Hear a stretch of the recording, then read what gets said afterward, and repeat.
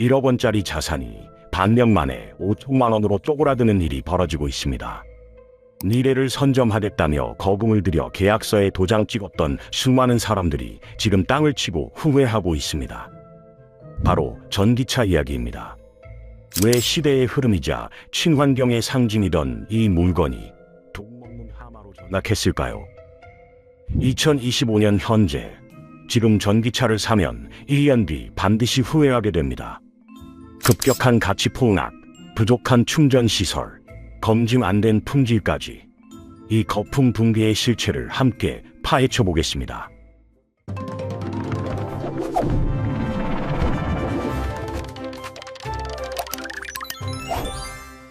1억 원이 넘던 차가 반년 만에 5천만 원대로 떨어졌습니다. 이 숫자는 결과였습니다. 균열은 더 일찍 시작됐습니다. 그 첫 흔적은 중고차 시장의 비명에서 나타났습니다. 성공의 상징이었던 프리미엄 전기차가 내물로 쏟아지기 시작했고, 뒤이은 가격 붕괴가 전기차의 자산 가치를 송두리째 흔들어 놓았습니다. 자동차가 단순한 이동수단이 아니라는 건 다들 아실 겁니다. 특히 우리나라 40대, 50대 가장들에게 차는 집 다음으로 큰 재산입니다. 그래서 차를 고를 때 반드시 따지는 게 있습니다. 바로 중고차 방어율입니다. 쉽게 말해서 몇 년 타다가 팔 때 얼마나 제값을 받을 수 있느냐는 겁니다. 그랜저와 소렌토가 왜 국민차라 불리겠습니까? 오래 타다가 팔아도 돈이 되니까 그런 겁니다. 그런데 전기차 시장에서는 이 상식이 완전히 무너지고 있습니다. 독일 프리미엄의 상징 벤츠 이야기를 해보겠습니다. 벤츠가 야심차게 내놓은 최고급 전기 세단 EQS가 있습니다. 새 차 가격이 1억 6천만 원에서 1억 8천만 원 사이입니다. 웬만한 지방광역시 아파트 전셋값과 맞먹는 금액입니다. 이 차를 산 분들은 분명 자부심이 대단했을 겁니다. 나는 시대를 앞서가는 사람이다. 친환경과 고급스러움을 동시에 거머쥔 똑똑한 선택을 했다. 이렇게 생각하셨겠습니다. 그런데 현실은 참담했습니다. 반년을 채 타지도 않고 중고차 시장에 내놓으니 돌아오는 시세가 9천만 원대입니다. 심지어 6개월밖에 안 된 차도 1억 원 초반에 거래되는 경우가 허다합니다. 가치가 떨어지는 비율로 따지면 40%에서 50%나 됩니다. 금액으로 환산하면 5천만 원이 넘는 돈이 반년 사이에 허공으로 날아간 겁니다. 5천만 원이 얼마나 큰 돈인지 생각해 보시기 바랍니다. 중형 세단 한 대를 새로 뽑을 수 있는 금액입니다. 월급 300만 원 받는 직장인이 한 푼도 안 쓰고 1년 반을 꼬박 모아야 만져볼 수 있는 돈입니다. 트렁크에 중형차 한 대를 싣고 반년 동안 돌아다니다가 폐차장에 갖다 버린 꼴입니다. 과장이 아닙니다. 2025년 현재 실제로 벌어지고 있는 일입니다. 이게 벤츠만의 문제일까요? 전혀 그렇지 않습니다. 테슬라도, 국산 전기차들도 상황은 비슷합니다. 전기차라는 이름이 붙은 모든 차가 같은 운명을 향해 가고 있습니다. 중고차 시장에서 전기차는 더 이상 재산이 아닙니다. 시간이 지날수록 가치가 뚝뚝 떨어지는 물건이 되어버렸습니다. 지금 전기차를 사면 1년 뒤에 땅을 치고 후회할 수밖에 없는 구조입니다. 왜 이런 일이 벌어지는지 다음 장에서 자세히 살펴보겠습니다. 전기차가 왜 이렇게 빠르게 가치를 잃어버리는지 그 뿌리를 파헤쳐 보겠습니다. 결론부터 말씀드리면 전기차는 더 이상 우리가 알던 자동차가 아닙니다. 스마트폰이나 노트북처럼 기술이 빠르게 바뀌는 전자제품에 더 가깝습니다. 기존에 기름을 넣어서 달리는 자동차의 핵심은 엔진이었습니다. 엔진이란 기름을 태워서 힘을 만들어내는 기계장치입니다. 수만 개의 부품이 톱니바퀴처럼 맞물려 돌아가는 기계 덩어리입니다. 이 엔진은 관리만 잘하면 수십 년을 거뜬히 버팁니다. 길거리에서 30년 된 옛날 차가 여전히 달리는 걸 보신 적 있으실 겁니다. 기계는 달아도 고치면 되고 부품을 갈아 끼우면 수명이 늘어납니다. 그래서 중고차 시장에서도 달린 거리가 적고 관리를 잘한 차는 제값을 받을 수 있었던 겁니다. 하지만 전기차의 심장은 엔진이 아니라 배터리입니다. 그리고 이 배터리는 기계가 아니라 화학물질 덩어리입니다. 충전하고 전기를 쓰기를 반복할수록 화학 반응의 효율이 떨어지고 전기를 저장하는 능력이 조금씩 줄어듭니다. 스마트폰을 2년쯤 쓰면 배터리가 하루를 못 버티는 것과 같은 원리입니다. 문제는 교체 비용에 있습니다. 스마트폰 배터리를 새 것으로 바꾸는 데는 몇만 원이면 됩니다. 그런데 전기차 배터리를 바꾸려면 수천만 원이 듭니다. 적게는 2천만 원, 고급 차종은 4천만 원이 넘기도 합니다. 배터리 성능이 새 차일 때의 70% 아래로 떨어지면 한 번 충전해서 갈 수 있는 거리가 확 줄어듭니다. 그 순간 차의 시장 가치도 함께 곤두박질칩니다. 여기에 더해 전기차는 컴퓨터 프로그램에 대한 의존도가 아주 높습니다. 차량의 거의 모든 기능이 프로그램으로 돌아갑니다. 에어컨 온도 조절부터 스스로 운전을 도와주는 기능까지 프로그램이 없으면 차가 움직이질 않습니다. 이 프로그램은 계속 업데이트가 필요합니다. 보안 문제를 고치고 새 기능을 넣고 오류를 수정하는 작업이 끊임없이 이루어져야 차가 제대로 굴러갑니다. 그런데 자동차 회사 입장에서 오래된 모델의 프로그램을 영원히 관리해 줄 이유가 없습니다. 새 차를 팔아야 돈을 버는데 옛날 차 관리에 인력과 비용을 계속 쓸 수는 없으니까요. 결국 일정 시간이 지나면 업데이트가 끊기고 그 순간 전기차는 최신 기능에서 소외된 구닥다리가 됩니다. 스마트폰 운영체제 지원이 끊기면 새 앱 설치도 안 되고 보안에도 구멍이 뚫리는 것과 똑같습니다. 기술 발전 속도도 문제입니다. 기름으로 달리는 차는 100년 넘게 발전해온 성숙한 기술입니다.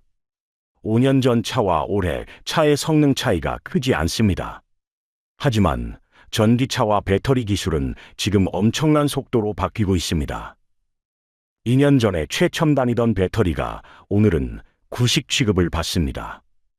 한 번 충전에 400km 가는 게 대단하던 시절이 엊그제 같은데 이제는 600km에서 700km 가는 새 모델들이 쏟아져 나옵니다. 새 기술이 나올 때마다 기존 모델의 가치는 곤두박질칩니다. 전기차 앞에는 또 하나의 거대한 장벽이 버티고 있습니다. 바로 충전 시설의 물리적 한계입니다. 아무리 좋은 차를 만들어도 충전할 곳이 없으면 쓸모가 없습니다. 그리고 지금 우리나라의 전력 시설은 전기차 시대를 맞이할 준비가 전혀 되어 있지 않습니다. 숫자로 현실을 보여드리겠습니다.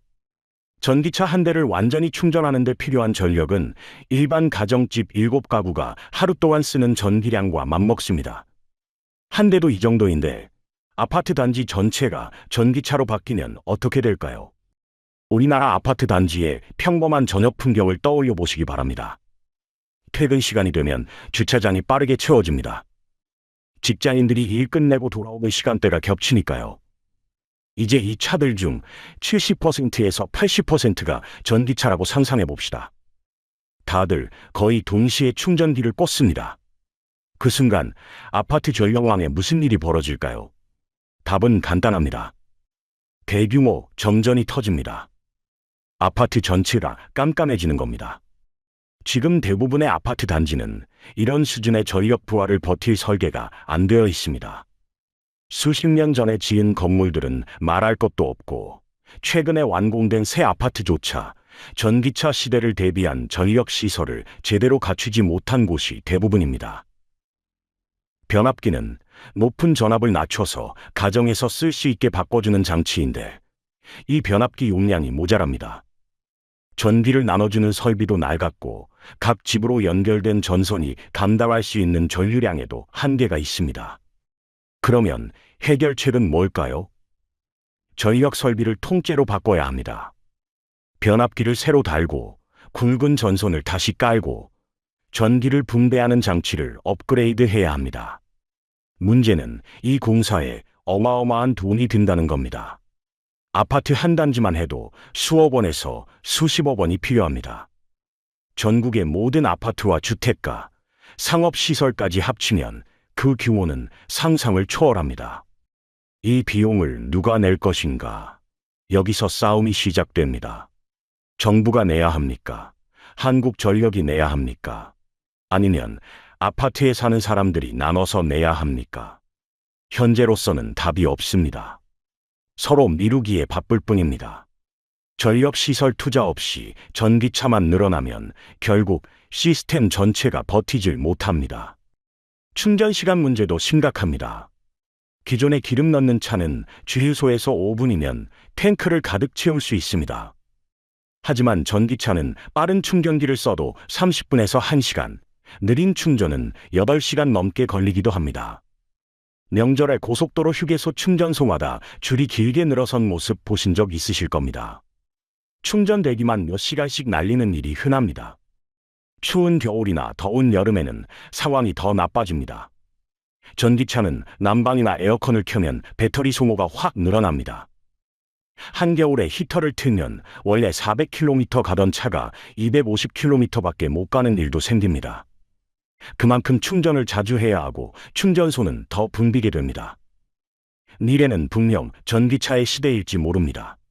하지만 그 미래는 전력시설이 제대로 갖춰진 다음에야 올 수 있습니다. 전기차가 충전 문제로 허덕이는 사이 예상치 못한 곳에서 반격이 시작됐습니다. 다들 끝났다고 선언했던 기름 넣는 차가 놀라운 진화를 이뤄낸 겁니다. 그 핵심에 마일드 하이브리드와 48V 시스템이 있습니다. 용어가 좀 어렵습니다. 쉽게 풀어서 설명해 드리겠습니다. 먼저 하이브리드란 기름 엔진과 전기 모터를 함께 쓰는 차를 말합니다. 마일드 하이브리드는 여기서 전기 모터의 역할을 조금 줄인 형태입니다. 완전한 전기차처럼 전기만으로 달리지는 않지만 엔진을 도와서 기름을 아끼는 역할을 합니다. 48V는 전기 힘의 세기를 나타내는 단위인데 예전 차들이 12V를 썼던 것에 비해 4배나 강해진 겁니다. 4년에서 5년 전만 해도 분위기가 완전히 달랐습니다. 언론이고 유튜버고 다들 같은 말을 했습니다. 지금 기름 넣는 차 사면 바보다. 2030년이면 그런 차 생산도 멈춘다. 전기차 아니면 미래가 없다. 이런 예언들이 마치 정해진 사실처럼 떠돌았습니다. 그런데 지금은 어떻습니까? 그때 소수의 전문가들이 했던 말, 기름차는 쉽게 안 죽는다는 예측이 정확히 맞아떨어지고 있습니다. 기술 이야기를 좀 해보겠습니다. 예전 자동차들은 12V 전기 시스템을 썼습니다. 이 정도로는 시동 걸고 라이트 켜고 라디오 듣기에는 충분했지만 에어컨이나 각종 전자장비를 돌리려면 엔진의 힘을 빌려와야 했습니다. 엔진이 발전기 역할까지 떠맡으니 당연히 기름을 더 먹었습니다. 그런데 이 시스템을 48V로 확 올린 겁니다. 전기 힘이 4배 높아지니 훨씬 강한 전기장치들을 굴릴 수 있게 됐습니다. 여기에 작지만 힘 좋은 전기 모터를 추가로 달았습니다. 이 모터가 엔진이 힘들어하는 순간마다 도와줍니다. 차가 출발할 때, 속도를 올릴 때, 오르막을 오를 때 전기 모터가 힘을 보태주니 엔진 부담이 확 줄어듭니다. 변화는 여기서 끝나지 않았습니다. 에어컨을 돌리는 장치나 냉각수를 순환시키는 펌프 같은 보조 장치들도 전부 전기로 돌아가게 바뀌었습니다. 예전에는 이런 것들이 벨트로 엔진에 연결되어서 엔진 힘을 빼앗아갔는데 이제는 따로따로 독립적으로 작동합니다. 결과는 대단했습니다. 기름 한 번 가득 넣으면 1200km를 달리는 차들이 줄줄이 나왔습니다. 기름 아껴 쓰는 운전을 좀 신경 쓰면 1600km까지도 가능합니다. 서울에서 부산까지 왕복하고도 기름이 남습니다. 전기차 운전자들이 충전소 찾아 헤매고 충전 대기줄에서 시간 날릴 때 이 차들은 그냥 쌩쌩 달립니다. 독일 고급차 회사들의 상황이 이 변화를 똑똑히 보여줍니다. 벤츠는 전기차에 올인하겠다고 선언하며 기름차 개발을 줄였습니다. 하지만 전기차 판매는 기대에 못 미쳤고 기존 차들의 경쟁력도 떨어졌습니다. 반면 BMW는 전기차도 개발하면서 동시에 기름차의 효율 높이기에 집중했습니다. 변속기 전문 회사와 손잡고 기어 기술을 혁신했고 48V 시스템을 적극 도입했습니다. 그 결과 BMW는 불확실한 시장에서도 꾸준히 성과를 냈고 위기에 빠진 벤츠를 추월하고 있습니다. 전기차 시장에 새로운 공포가 퍼지고 있습니다. 가격이 싸다는 걸 내세운 중국산 전기차들이 국내 시장에 들어오면서 예상 못한 문제들이 터지고 있습니다. 저렴한 가격에 끌려서 계약서에 도장을 찍은 분들이 지금 피눈물을 흘리고 있습니다. 실제 피해 사례를 들여다보겠습니다. 2024년 9월, 최모 씨는 중국에서 만든 전기 픽업 트럭을 샀습니다. 픽업 트럭이란 귀에 짐을 실을 수 있는 넓은 칸이 달린 차를 말합니다. 가족들과 캠핑 다니려는 목적이었습니다. 넓은 짐칸에 전기차 특유의 조용한 주행. 거기다 같은 종류의 국산차보다 수백만 원이나 싼 가격까지. 괜찮은 선택 같았습니다. 그런데 차를 받는 순간부터 악몽이 시작됐습니다. 새 차인데 여기저기 녹이 슬어 있었습니다. 실내 전선이 덜렁거렸고 마무리 상태가 엉망이었습니다. 이 정도는 약과였습니다. 실내등 버튼을 누르면 불이 꺼지고 손을 떼면 불이 켜졌습니다. 정상이랑 완전 반대로 작동하는 겁니다. 창문을 올리면 중간에서 멈춰버리고 어디선가 정체 모를 소리가 계속 났습니다. 진짜 무서운 건 운전 중에 벌어졌습니다. 앞에 아무것도 없는 텅 빈 도로인데 차가 갑자기 급브레이크를 밟으려 했습니다. 앞에 장애물이 있으면 스스로 멈추는 기능이 있는데 이게 없는 걸 있다고 착각한 겁니다. 고속도로에서 이런 일이 생기면 큰 사고로 이어질 수 있습니다. 운전자와 가족 목숨이 걸린 문제입니다. 더 황당한 건 물건을 산 뒤에 고쳐주는 서비스였습니다. 고쳐달라고 서비스 센터에 전화하면 연결이 안 됩니다. 어렵게 통화가 되어도 돌아오는 대답은 확인해 보겠다 뿐이었습니다. 직접 찾아가면 이번엔 원래 그렇다고 버팁니다. 환불은 꿈도 꾸지 말라는 분위기였고 결국 제시된 해결책이라는 게 위로금 50만 원을 줄 테니 더 이상 따지지 말라는 거였습니다. 수천만 원짜리 불량차를 떠안은 소비자에게 50만 원 쥐어주고 입막으려 한 겁니다. 이게 지금 우리나라 도로 위에서 실제로 벌어지고 있는 일입니다. 중국에서 만든 전기차는 겉모습만 보면 그럴듯합니다. 디자인도 세련되고 최신 기능도 가득 들어 있습니다. 큰 화면에 각종 첨단 운전 보조 장치까지. 사양표만 보면 가격 대비 훌륭해 보입니다. 하지만 품질 관리와 사후 서비스는 완전히 다른 이야기입니다. 자동차는 TV나 냉장고와 다릅니다. 고장나면 불편한 정도로 끝나는 게 아닙니다. 시속 100km로 달리다가 브레이크가 말을 안 들으면 사람이 죽습니다. 전자장치 오류로 갑자기 속도가 붙거나 핸들이 안 돌아가면 대형 참사가 납니다. 자동차 품질은 곧 생명과 직결됩니다. 중국 자동차 산업이 빠르게 커진 건 맞습니다. 하지만 수만 개의 부품을 조립하고 수천 가지 상황에서 안전하게 작동하는지 검증하는 데는 수십 년의 경험이 필요합니다. 개인 피해를 넘어서 이제 전 세계 전기차 시장 전체가 흔들리고 있습니다. 세계 전기차 시장의 중심인 중국 내부 상황을 들여다보면 곧 닥칠 큰 충격의 윤곽이 선명하게 보입니다. 숫자가 모든 걸 말해줍니다. 현재 중국의 전기차를 만들 수 있는 능력은 1년에 5,500만 대에 달합니다. 그런데 실제로 팔리는 건 2,700만 대 수준입니다. 절반이 재고로 쌓이고 있다는 뜻입니다. 공장은 쉴 새 없이 돌아가는데 차는 안 팔리니 완성된 차들이 창고와 야외 주차장을 가득 메우고 있습니다. 재고가 쌓이면 만든 회사들이 어떻게 할까요? 가격을 깎습니다. 제발 사주세요 하면서 손해보는 할인에 나서는 겁니다. 우리 돈으로 약 4천만 원짜리 차가 약 3,200만 원까지 떨어졌습니다. 20% 가까이 가격이 빠진 겁니다. 문제는 이렇게 팔아도 이익이 안 남는다는 점입니다. 팔면 팔수록 손해보는 싸움이 시작된 겁니다. 이런 버티기 경쟁에서는 결국 체력이 약한 쪽이 먼저 쓰러지게 되어 있습니다.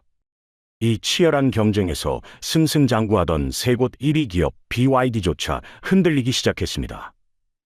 BYD는 중국의 대표적인 전기차 회사입니다. 이 회사가 5년 만에 처음으로 이익이 꺾이는 충격을 맛봤습니다.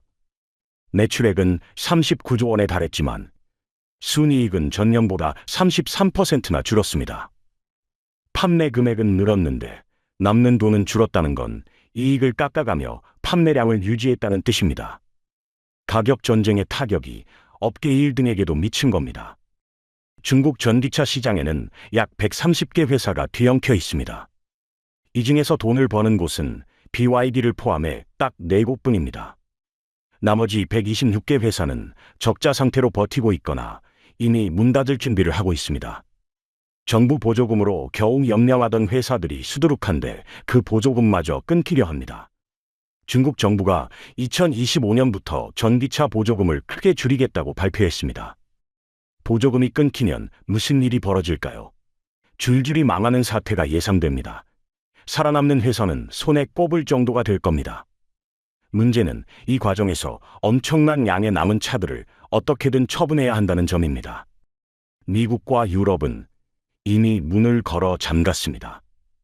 미국은 중국에서 만든 전기차에 100% 관세를 매기겠다고 선언했습니다. 관세란 외국에서 물건을 들여올 때 붙는 세금입니다.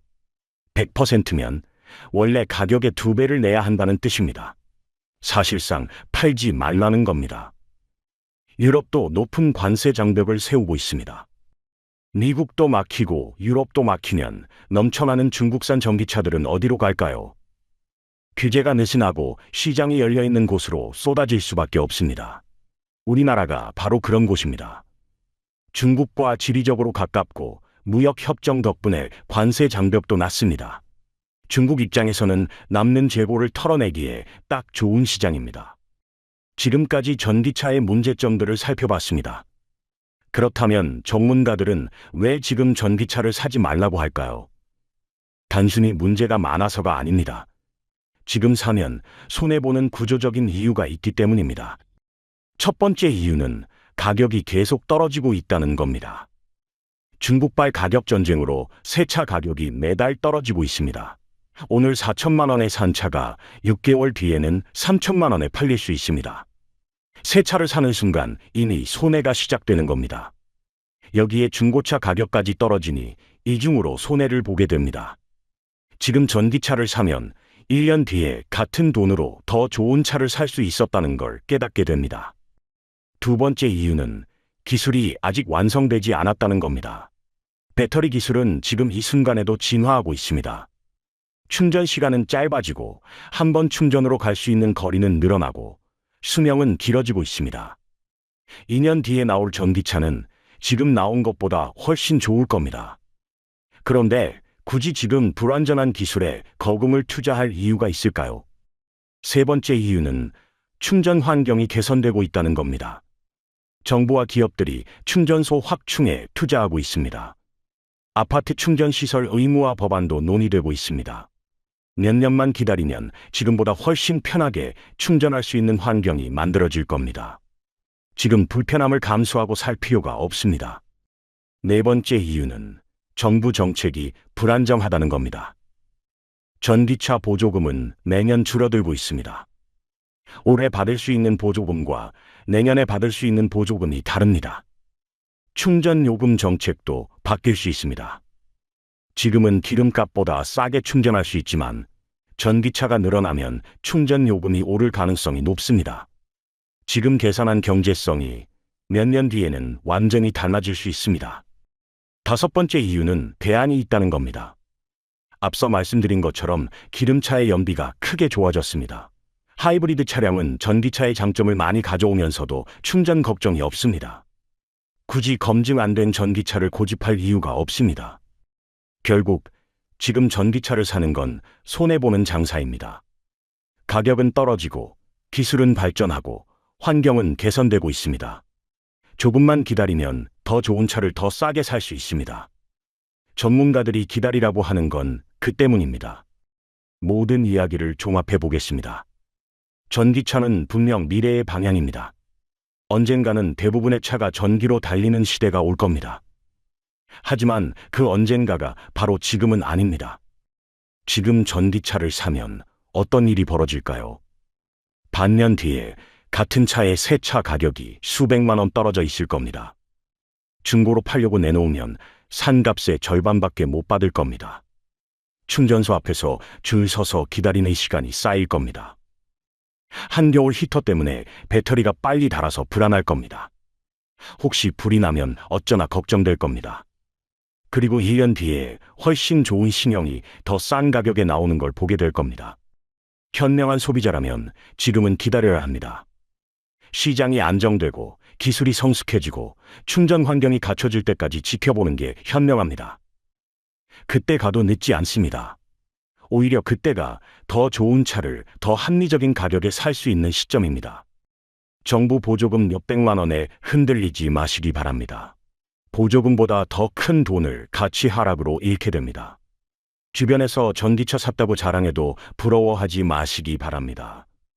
1년 뒤면 누가 현명했는지 드러납니다. 기다림이 가장 확실한 재테크입니다. 시대의 흐름을 탄다는 뿌듯함은 잠깐이지만 통장에서 사라진 돈은 돌아오지 않습니다. 전기차 시대는 반드시 올 겁니다. 다만 그 시계가 언제 맞춰질지는 아직 아무도 모릅니다. 확실한 건 지금은 아니라는 겁니다. 오늘 이야기를 정리하겠습니다. 전기차는 미래의 방향이 맞지만 지금 당장 뛰어들기에는 너무 많은 함정이 있습니다. 급격한 가치 하락, 부족한 충전 시설, 검증되지 않은 품질, 세계 시장의 출혈 경쟁까지 조급하게 따라가다가는 피 같은 돈만 날리고 1년 뒤에 땅을 치고 후회하게 됩니다. 여기서 교훈을 하나 얻을 수 있습니다. 새로운 기술이 나왔다고 해서 무조건 먼저 달려가는 게 능사가 아니라는 겁니다. 시장이 충분히 안정되고 검증이 끝난 다음에 올라타도 늦지 않습니다. 우리나라 입장에서 보면 상황이 더 복잡합니다. 중국에서 만든 싼 전기차가 밀려들 가능성이 높습니다.